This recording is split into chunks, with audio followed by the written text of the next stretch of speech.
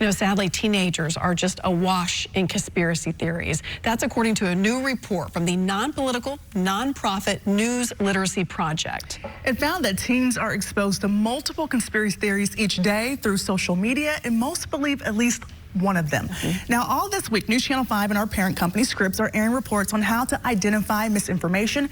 It's part of National News Literacy Week. And tonight, investigative reporter Ben Hall shows us how some schools are pushing back against that flood of false information. We're going to put our phones in the pockets, y'all. This is how teacher Lacey Galbraith starts each class. So send your last text up there, okay? In the pocket. Students give up their cell phones, putting them in pockets on a side wall. I think it removes the temptation. Actually, it improves engagement with the classes. They are more likely to talk to each other. They're more likely to pay attention to me. So what is a conspiracy theory? Galbraith wants their attention for a lesson on media literacy. Satire, yeah, definitely. Its goal is to help students determine fact from fiction in a social media world filled with misinformation and bizarre conspiracy theories. What if I told you that we've been lied to for our entire lives? This video insists the Earth is flat and the outer edges of our planet are guarded by the military. These eclipses mark the end of the great year. Others involve the recent solar eclipse, claiming it marks the beginning of a new world order. Sometimes, like, a friend will just come to me and talk about their opinions about how they went through a rabbit hole on social media of just scrolling and scrolling and scrolling, and it's just like, you're just watching people give their opinions. So 10th grader Jordan Egby is in the media literacy class and has seen friends get sucked into things that simple fact-checking would prove wrong. Just like, well, I saw it on TikTok, it has to be true. And it's just like, no, that's not true. Why would you say that? A lot of people get their news sources from the internet or from social media, from content creators they trust. 10th grader Caroline Duncan is also in the class. That's false evidence. And believes teens buy into conspiracy theories for the same reasons adults do.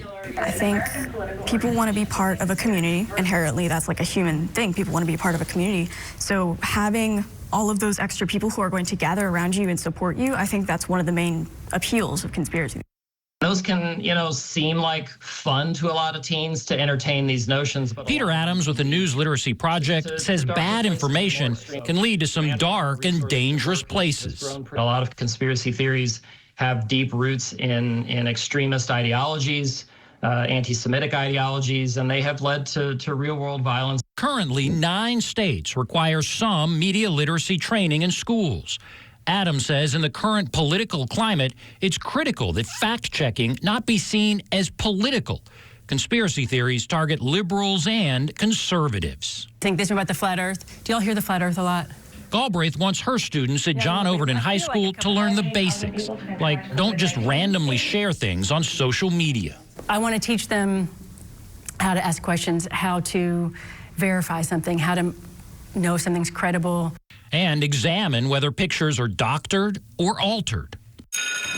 Because at the end of the day, just like at the end of class, students are back on their phones. They need the skills to navigate what's coming at them. I think it's critical to democracy. I think it's critical to people staying healthy and safe. So why are all these bizarre conspiracy theories popping up online? Many creators hope to drum up engagement, get a big following, and make money. Some sell the accounts, others just keep posting to get clicks and sell ads. Such a good point. And Kelsey, this is something you're addressing in the college classes that you teach. Yes, like I have a lot of freshmen in my course, and it's public speaking, so it's not a journalism class, but in order to get them comfortable speaking, I'm like, find a news story each day. And I was like, it has to be from a credible source. I was like, if you find it on social media, dig deeper and find where it came from, a newspaper, news channel, or whatever. No matter the age, it's important. No matter, yes.